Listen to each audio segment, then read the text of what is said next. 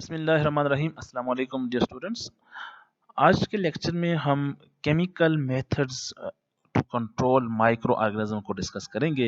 ये unit number 3 का part 2 है। इससे पहले पार्ट 1 में हम फिजिकल मेथड्स को डिस्कस कर चुके हैं और पार्ट 3 में हम एंटी माइक्रोबियल एजेंट्स को डिस्कस करेंगे। Let's start with the chemical control of the microorganisms. Chemical methods of destruction of the microorganisms. Very few chemical agents actually achieve sterility. बहुत कम chemicals ऐसे हैं जो मुकम्मल तौर पर sterile environment प्रोड्यूस करते हैं, but they reduce the microbial population to safe level. लेकिन केमिकल्स को इस्तेमाल करते हुए हम माइक्रोबियल पॉपुलेशन को इस हद तक कम कर सकते हैं कि वो इन्फेक्शन कॉज नहीं कर सकते। We can destroy the pathogens by using different types of chemicals. Chemical agents act primarily by one of the three mechanisms. यहाँ पे हमें disruption of the cell membrane दिया हुआ है कि जो केमिकल्स हम माइक्रो ऑर्गेनिज्म को कंट्रोल करने के लिए इस्तेमाल करते हैं वो माइक्रो ऑर्गेनिज्म के मुख्तलिफ साइट्स को टारगेट करते हैं। या तो वो सेल मेम्ब्रेन को डिस्टर्ब करेंगे, या तो वो प्रोटीन्स को मॉडिफाई करेंगे, या वो डीएनए को मॉडिफाई करेंगे। इसके अलावा सेल वॉल्स को भी इनहिबिट करते हैं कुछ केमिकल्स, और मुख्तलिफ मेटाबॉलिक प्रोसेसेस को भी इनहिबिट करते हैं। तो मुख्तलिफ केमिकल्स जो हम इस्तेमाल करते हैं उनका जो टारगेट साइड मुख्तलिफ होता है, उस केमिकल की नेचर पर डिपेंड करता है, उस केमिकल की प्रॉपर्टीज पर डिपेंड करता है। तो some of the commonly use chemicals agents जो हम डेली लाइफ में या मुख्तलिफ लेबॉर्ट्रीज में मुख्तलिफ मेडिकल सेटिंग्स में इस्तेमाल करते हैं उनको हम बारी बारी डिस्कस करते हैं। हर केमिकल के अपने फायदे हैं और अपने नुकसानात हैं। The first chemical that is used to control the microorganism is the phenol. Phenol is also called the carbolic acid. So it was the first chemical that was used by the Lister in 1860 as a disinfectant. ये MCQ के लिए बहुत important है कि phenol पहला chemical है जिसको Joseph Lister ने, जिसको हम फादर ऑफ द स्टेरिलाइजेशन भी कहते हैं, तो जोसेफ लिस्टर ने सबसे पहले फिनोल को इस्तेमाल किया। फिनोल का जो मैकेनिज्म ऑफ एक्शन है वो प्लाज्मा मेम्ब्रेन को टारगेट करता है। It destroy the plasma membrane and denatures the proteins. Phenol is effective against the gram-positive staphylococci and streptococci. तो इट मीन्स कि ये ग्राम पॉजिटिव बैक्टीरिया स्टेफाइलोकोकाई और स्ट्रेप्टोकोकाई के लिए इफेक्टिव है।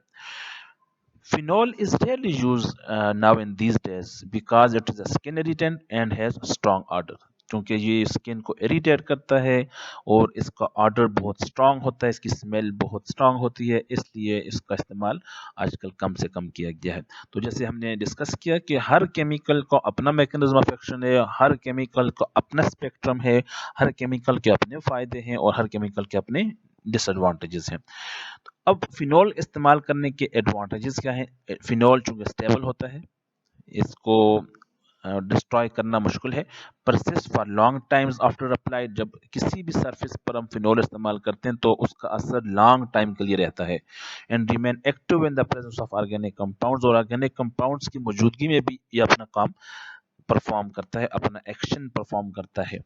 डिसएडवांटेज की बात करें तो phenol, excessive use of phenol in infants में काज द न्यूरोलॉजिकल डैमेज। तो इससे मुख्तलिफ किस्म के नफ्सियाती जो बीमारियां हैं, नफ्सियाती डिसऑर्डर्स हैं, न्यूरॉन्स डैमेज होने के चांसेस ज़्यादा होते हैं।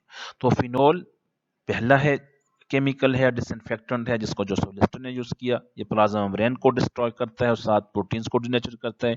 इनको हम ग्राम पॉजिटिव ऑर्गेनिज्म के अगेंस्ट इस्तेमाल कर सकते हैं। तो इसकी चूंकि नुकसानात हैं, चूंकि इरिटेंट हैं और इसका स्ट्रॉन्ग ऑर्डर है, इसका इस्तेमाल बहुत कम किया जा रहा है।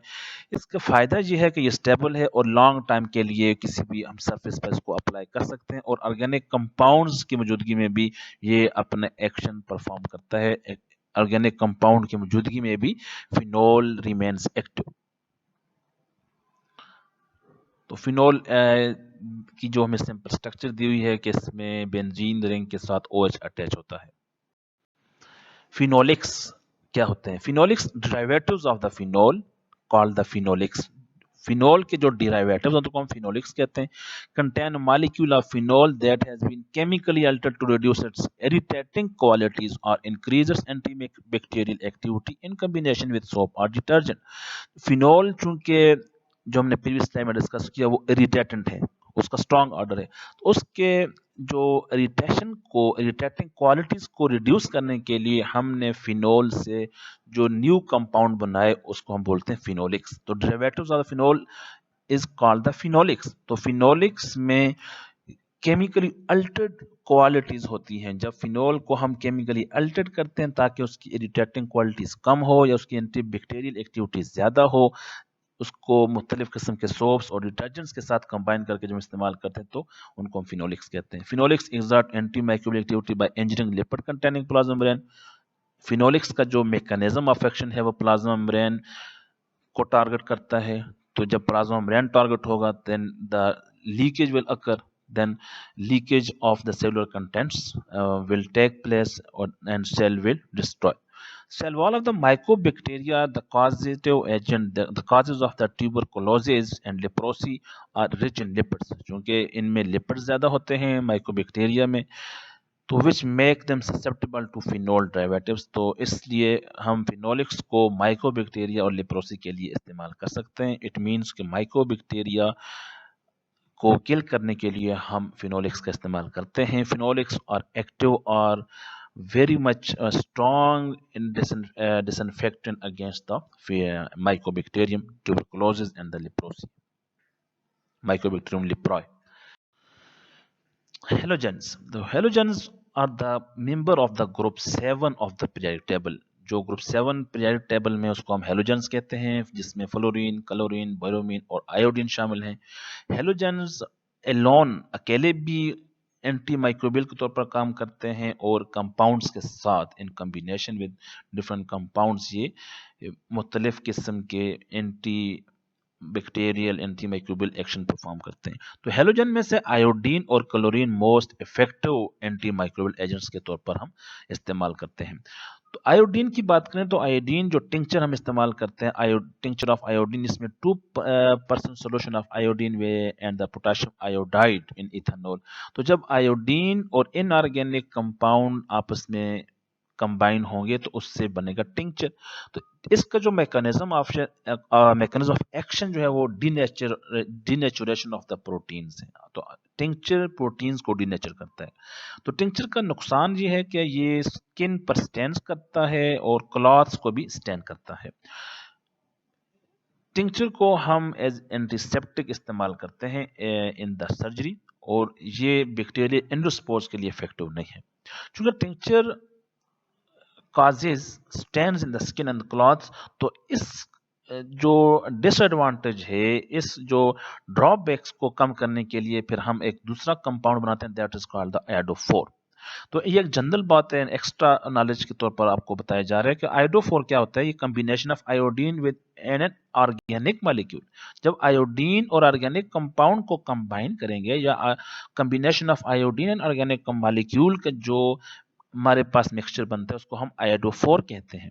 तो आयोडोफोर का ये फायदा है कि ये इसमें आयोडीन स्लोली रिलीज होता है और अपना एक्शन परफॉर्म करता है मोर इफेक्टिवली।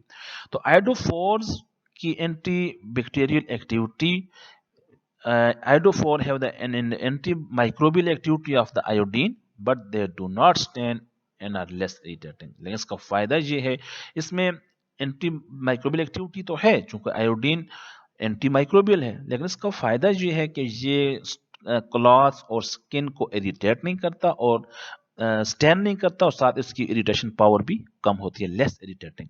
तो betadine is an iodophor which is a povidone iodine. Second number पे हमारे पास आता है क्लोरीन हेलोजन में। It is use to disinfect drinking water, pools and sewage. Drinking water को, मुख्तलिफ पूल्स को, तालाबों को और सीवेज वाटर को ट्रीट करने के लिए, उसको डिसइंफेक्ट करने के लिए हम क्लोरीन का इस्तेमाल करते हैं। Chlorine is easily inactivated by organic material. Sodium hypochloride is active ingredient of bleach. Sodium hypochloride चूंकि ये ब्लीच का बहुत ही एक्टिव इंग्रेडिएंट है जो एंटी माइक्रोबियल इन एक्शन है। When mix form hypochlorous. जब हम क्लोरीन को पानी के साथ मिक्स करते हैं तो इससे क्या बनता है, हाइपोक्लोरिस एसिड। और हाइपोक्लोरिस एसिड जो है ये स्ट्रॉन्ग किस्म का एंटीमाइक्रोबियल एजेंट है। तो hypochlorous acid is a strong oxidizing agent that prevents much of the cellular enzyme system from functioning. चूंकि hypochlorous acid strong oxidizing agent है तो ये मुख्तलिफ किस्म के सेलुलर एंजाइम्स को फंक्शन परफॉर्म करने से रोकता है। जब सेलुलर एंजाइम फंक्शन नहीं करेंगे तो माइक्रो ऑर्गेनिज्म सर्वाइव नहीं कर सकेगा। Hypochlorous acid is most effective form of chlorine because it is neutral in electrical charge and diffuses as rapidly as water through the cell wall। वो चूंकि ये neutral electrical charge का इस पर कोई असर नहीं होता, because it's neutral in electrical charge में ये न्यूट्रल होता है हाइपोक्लोरस एसिड और ये रैपिडली डिफ्यूज होता है सेल वॉल से। तो that's why hypochlorous acid is most effective form of the chlorine that is used against different types of the microorganism. A liquid form of compressed chlorine gas is used extensively for disinfecting municipal drinking water. अब municipal drinking water को disinfect करने के लिए हम chlorine gas का इस्तेमाल करते हैं। Solution of calcium hypochlorite are used to disinfect dairy equipments and restaurant eating utensils. तो कैल्शियम हाइपोक्लोराइड को हम डेयरी इक्विपमेंट्स और रेस्टोरेंट ईटिंग यूटेंसिल्स के लिए हम इस्तेमाल करते हैं। Another chlorine compound, sodium hypochlorite (NaOCl), is used as a household disinfectant and bleach, Clorox, and as a disinfectant in dairies, food processing establishment and haemodialysis system. तो sodium hypochloride को हम house hold disinfectant में, bleach में, मतलब किस्म के dairies products को, food processing establishment process जो यूनिट्स हैं और साथ हीमोडायलिसिस सिस्टम को डिसइंफेक्ट करने के लिए हम सोडियम हाइपोक्लोराइड का इस्तेमाल करते हैं। अल्कोहल्स, जो नेक्स्ट केमिकल मेथड है उसमें आता है alcohol. Alcohol kill most bacteria, fungi, लेकिन नॉट एंडोस्पोर्स। अल्कोहल का जो मैकेनिज्म ऑफ एक्शन है, alcohol act by denaturing proteins and disrupting cell membrane. ये प्रोटीन्स को डीनेचर करते हैं और साथ सेल मेम्ब्रेन को डिसरप्ट करते हैं। Alcohol are used to mechanically wipes microbes off skin before injection और ब्लड ड्रैंक। तो जब हम किसी पेशेंट से ब्लड लेते हैं या किसी बंदे को ब्लड कोई इंजेक्शन लगाते हैं तो उसके लिए भी हम अल्कोहल इस्तेमाल करते हैं। वो जो कॉटन स्वेब हम यूज करते हैं वो एक्चुअली अल्कोहल होता है, आइसोप्रोपाइल अल्कोहल।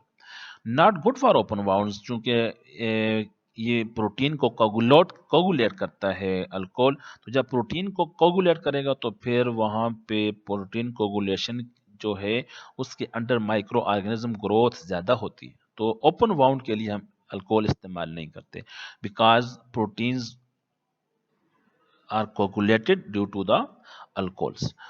अल्कोहल जो है बैक्टीरियोसिडल भी हैं, फंजीसिडल भी हैं, जैसे हमने डिस्कस किया, लेकिन स्पोरिसिडल नहीं है, स्पोर्स को किल नहीं करते अल्कोहल।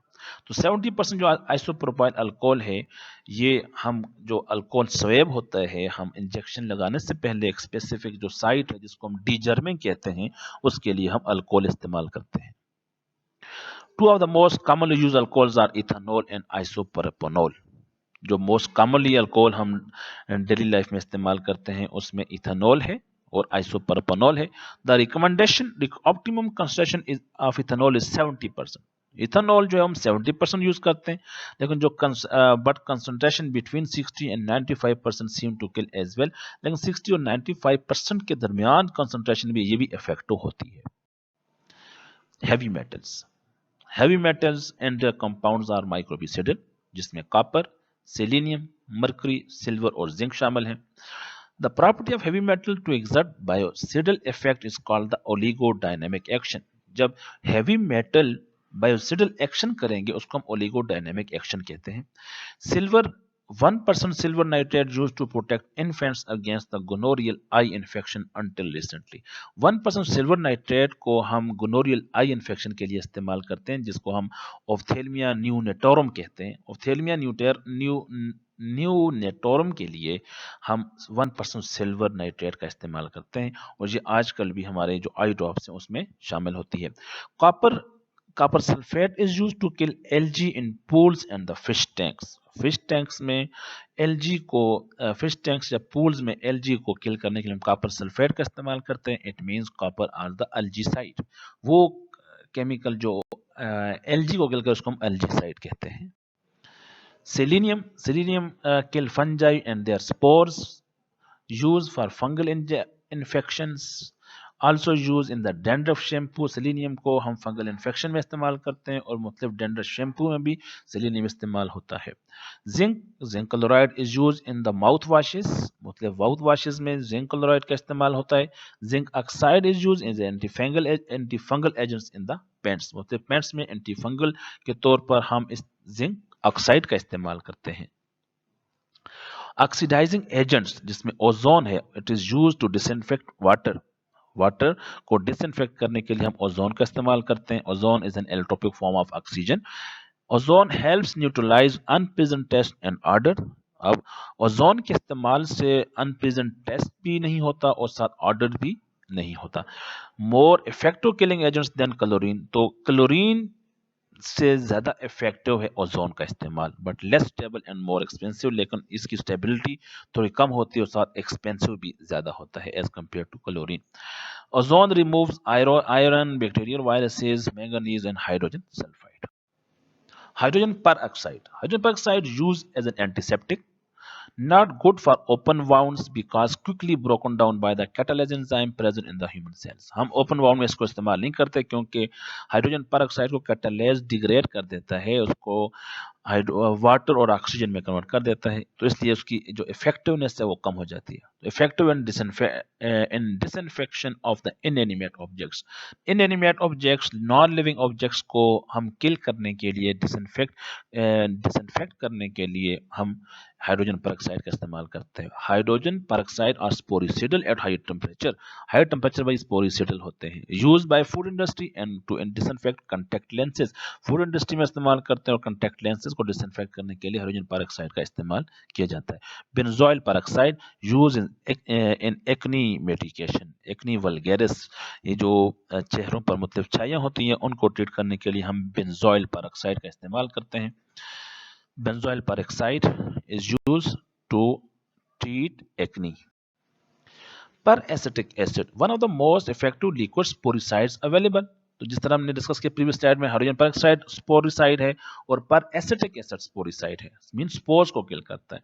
और जो केमिकल स्पोर्स को किल करे वो ज्यादा इफेक्टिव होता है as compare to non spore वाले. जो नॉन मतलब स्पोर को किल नहीं करते वो इतने इफेक्टिव नहीं होते जो स्पोर्स को किल करने वाले होते हैं.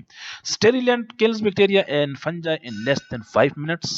Kills endospores and viruses within 30 minutes. Bacteria और फंजाई को 5 मिनट से कम भी किल करेगा, और वायरसेस और एंडोस्पोर्स चूंकि ज्यादा रेजिस्टेंस होते हैं उसके लिए थोड़ा टाइम ज्यादा लेगा, 30 मिनट्स तक.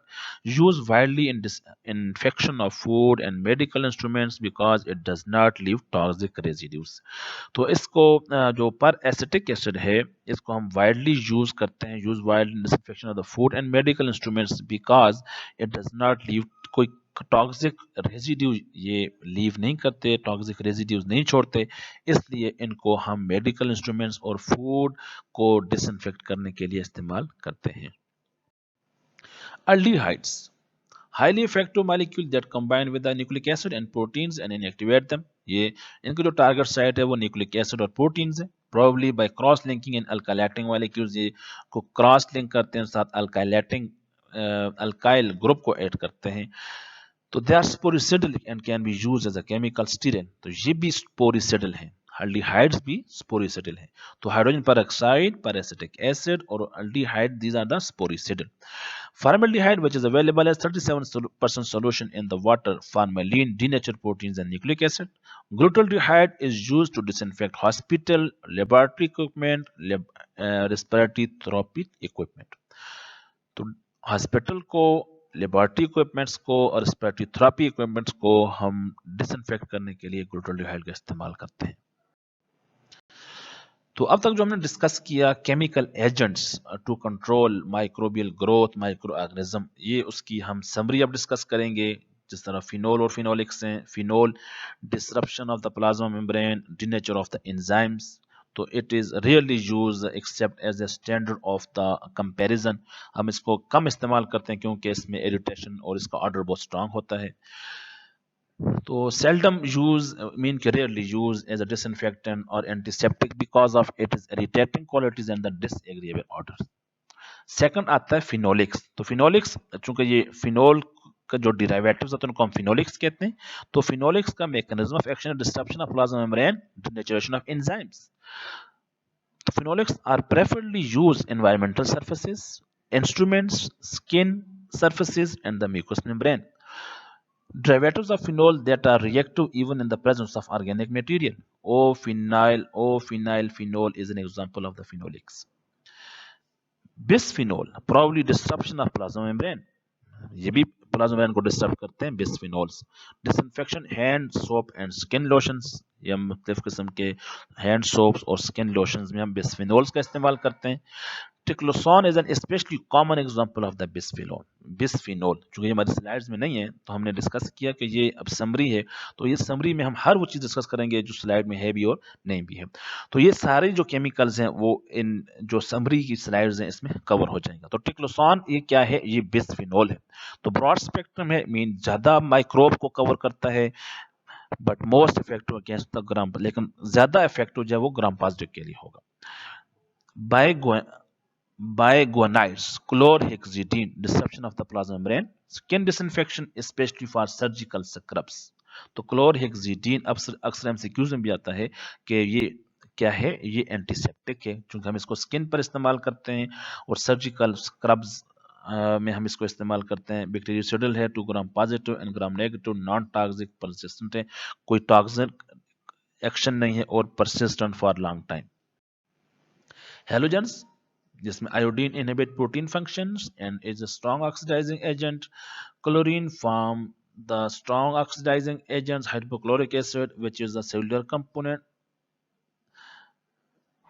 Iodine is effective antiseptic available as a tincture and nitrophore. हमने डिस्कस किया जब आयोडीन इनऑर्गेनिक के साथ कंबाइन होगा तो टिंक्चर बनाएगा, जब ऑर्गेनिक के साथ कंबाइन होगा तो क्लोराइडोफोर बनाएगा। Chlorine gas is used to disinfect water. Chlorine compounds are used to disinfect dairy equipments, eating utensils, household items and the glassware. Iodine and chlorine में एक्ट अलोन और as compounds of inorganic and the organic compound. ये अकेले भी काम कर सकते हैं, दूसरे कंपाउंड के साथ मिलकर भी काम करते हैं। Alcohols, alcohol denature proteins and lipid dissolution। Thermometer and other instruments when the skin is swabbed with alcohol before an injection। हम थर्मोमीटर को भी डिसइंफेक्ट करने के लिए इस्तेमाल करते हैं अल्कोहल, या जब हमने डिस्कस किया कि जो कॉटन स्वेब्ड होता है उसको भी हम अल्कोहल में जो है ना वो जो कॉटन स्वेब होता है वो भी अक्सर में अल्कोहल ही होता है, उसमें ही अल्कोहल में डिप करके उसको यूज़ करते हैं। या फिर आइसोप्रोपाइल अल्कोहल का हमें जो डिस्पोजेबल जो कॉटन मिलता है उसको वो भी अल्कोहल ही होता है। तो most of the disinfecting action probably comes from the simple wiping away degerming और डर्ट एंड सम माइक्रोब्स। कहते हैं बैक्टीरियोसिडल एंड फंजीसिडल। ये बैक्टीरियोसिडल भी हैं, फंजीसिडल भी हैं, बैक्टीरिया को भी किल करते हैं और फंजाई को भी, but not effective against endospores और नॉन इन्वेलिव वायरसेस। एंडोस्पोर और नॉन इन्वेलिव वायरसेस के अगेंस्ट इफेक्टिव नहीं है। Commonly used alcohols are ethanol and the isopropanol. Heavy metals and their compounds, denaturation of enzyme and other essential proteins। तो heavy metals और उसके जो compounds हैं वो proteins को और जो other essential proteins को और enzymes को denature करते हैं।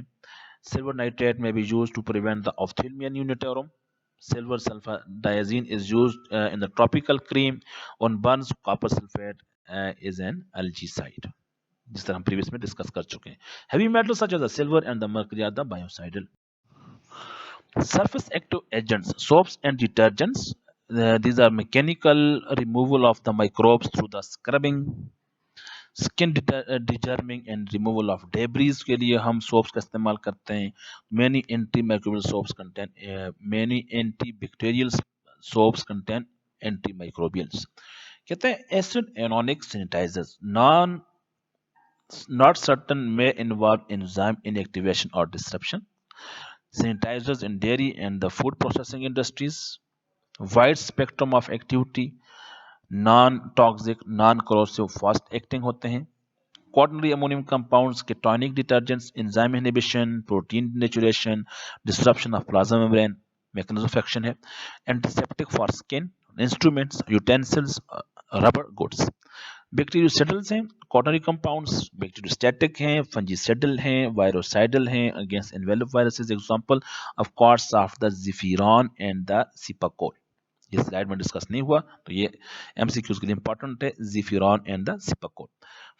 Chemical food preservative, organic acids, metabolic inhibition, mostly affecting molds, action not related to their acidity. Then sorbic acid and benzoic acid effective at low pH. Parabens much used in the cosmetics, shampoos, calcium propionate used in the bread. Widely used to control mold and the some bacteria in foods and cosmetics. Nitrates or nitrites. Active ingredients in is nitrite, which is produced by bacterial action on nitrate. Nitrite inhibits certain iron-containing enzymes. Meat products such as the ham, bacon और the hot dogs, sausages को हम इस्तेमाल करने के लिए disinfect करने के लिए हम इसको इस्तेमाल करते हैं. Prevent growth of Clostridium botulinum in food, also imports a red color. तो ये केमिकल फूड प्रिजर्वेटिव्स हैं. ये जनरल इनको आप जो है वो देख लें. इतना इसमें जो इम्पोर्टेंट एमसीक्यूज के तौर पर आपको ये मिल सकता है. भाई nitrates are used to prevent the clostridium botulinum. और इसके अलावा क्वाटरनरी अमोनियम कंपाउंड्स में हमारे पास example Zephiran and the Cepacol है. एल्डिहाइड्स जो हम स्लाइड में डिस्कस कर चुके हैं, प्रोटीन डिनेचरेशन के प्रोटीन को डिनेचर करते हैं. ग्लूटाल्डिहाइड साइडिक्स is less irritating than formaldehyde and is used for disinfecting medical equipments. Very effective antimicrobials हैं, क्योंकि स्पोर्स को भी किल करते हैं.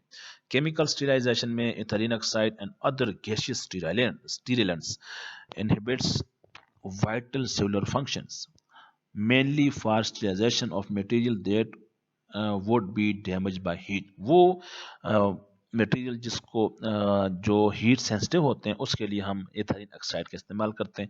Ethylene oxide is most commonly used.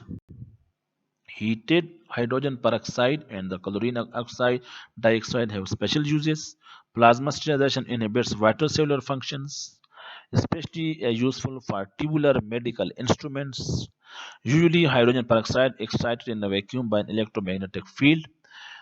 Supercritical fluids inhibits vital cellular functions, especially useful for sterilizing organic medical implants. Carbon dioxide compressed to a supercritical state. Peroxides and other form of oxygen oxidation करते हैं ये. Contaminated surfaces, some deep wounds in which they are very effective against oxygen sensitive anaerobes. Ozone is widely used as a supplement for chlorination. Hydrogen peroxide is a poor antiseptic but a good disinfectant. Peracetic acid is especially effective. तो ये जो हमने slide discuss की हैं इनमें वो सारी बातें हैं जो हम स्लाइड्स में डिस्कस कर चुके हैं कि मुख्तलिफ केमिकल्स जो हमारी स्लाइड्स में मौजूद हैं और नहीं हैं उनको भी हमने यहाँ पे इंक्लूड किया. जिस तरह इथाइलिन ऑक्साइड स्लाइड में मौजूद नहीं थी, प्लाज्मा स्टेरिलाइजेशन स्लाइड में मौजूद नहीं है, सुपरक्रिटिकल फ्लूइड स्लाइड में मौजूद नहीं है. तो कुछ चीज़ें जो स्लाइड्स में मौजूद नहीं है उनको आप जनरल डिस्कस कर लें, जनरल उनको देख लें, चूँकि ये एग्जाम पॉइंट ऑफ व्यू से भी इंपॉर्टेंट है और जनरली भी इनको हमें मालूम होना चाहिए कि we can use different chemicals to control the microorganisms. This slide explains the pattern of the resistance के मुख्तलिफ किस्म के जो ऑर्गेनिजम्स हैं, जो माइक्रो ऑर्गेनिजम्स हैं, जो इन्फेक्शन डिजीजेस काज करते हैं, उनको कंट्रोल करने के लिए हमने कौन कौन से केमिकल इस्तेमाल करने हैं. चूँकि जो मोस्ट रेजिस्टेंट होता है उसके लिए हमने हाईली टॉक्सिक किस्म का केमिकल इस्तेमाल करना होगा. तो ये स्लाइड हमें बताती है कि जो सबसे टॉप रेजिस्टेंट हैं वो हैं प्रियॉन्स. तो prions are the infectious proteins और सबसे जो लीस्ट रेजिस्टेंस हैं वो viruses with the lipid envelopes. Prions के जो है ना सबसे टॉप हैं, उससे जो कम रेजिस्टेंट होंगे वो एंडोस्पोर बैक्टीरिया हैं. एंडोस्पोर से कम है माइकोबैक्टीरिया, उससे कम है सेस्ट प्रोटोजोआ, उससे कम है वेजिटेटिव प्रोटोजोआ. फिर gram negative bacteria vegetative protozoa से कम रेजिस्टेंट हैं. Fungi including most fungal spores ये ग्राम नेगेटिव से कम है। वायरसेस विदाउट इन्वेलप्स, ये फंजाई से कम रेजिस्टेंट हैं। ग्राम पॉजिटिव बैक्टीरिया, फिर आखिर में जो लीस्ट रेजिस्टेंट आते हैं, मीन वेरी सेंसिटिव आते हैं, वो वायरसेस विद इन्वेलप हैं। अगर टॉप से बॉटम पे आए, अगर बॉटम से टॉप पे आए तो वायरसेस विद लिपिड इन्वेलप, ये बहुत सेंसिटिव होते हैं। ये थोड़े मतलब इससे रेजिस्टेंट होंगे। ग्राम पॉजिटिव बैक्टीरिया, मतलब इनको थोड़ा किल करना मुश्किल है। वायरसेस विदाउट इन्वेलप, थोड़ा किल करना मुश्किल है। फंजाई इंक्लूडिंग मोस फंगल स्पोर्स, मुश्किल है। ग्राम नेगेटिव बैक्टीरिया इससे रेजिस्टेंट हैं। वेजिटेटिव प्रोटोजोआ इससे रेजिस्टेंट हैं, ग्राम नेगेटिव से। और जो सिस्ट ऑफ प्रोटोजोआ है वो वेजिटेटिव प्रोटोजोआ से रेजिस्टेंट है। और mycobacteria is resistance than the all of these. और उसके अलावा सबसे अच्छा एंडोस्पोर बैक्टीरिया इन सबसे रेजिस्टेंट है, और प्रियन सबसे ज्यादा रेजिस्टेंट है। तो ये स्लाइड हमें ये बताती है कि किस केमिकल को किस माइक्रो ऑर्गेनिजम्स को किस केमिकल से आपने किल करने हैं, ताकि उसके जो इफेक्टिवनेस है वो अचीव की जा सके। Thank you so much. आज के लेक्चर में हमने मुख्तलिफ केमिकल्स को डिस्कस किया कि कौन से केमिकल हम एंटी माइक्रोबियल के लिए या जो माइक्रो ऑर्गेनिज्म को कंट्रोल करने के लिए इस्तेमाल करते हैं, उनका मैकेनिज्म ऑफ एक्शन क्या है, और वो उनके हार्मफुल इफेक्ट्स क्या हैं, उनके यूजफुल इफेक्ट्स क्या हैं, कौन से स्पोरिसिडल हैं, कौन से सिर्फ वेजिटेटिव फॉर्म को किल करते हैं। तो इस स्लाइड इन स्लाइड्स में if you have any problem you can ask in the comment box. Thank you so much. In the next lecture we will discuss about the antimicrobial agents.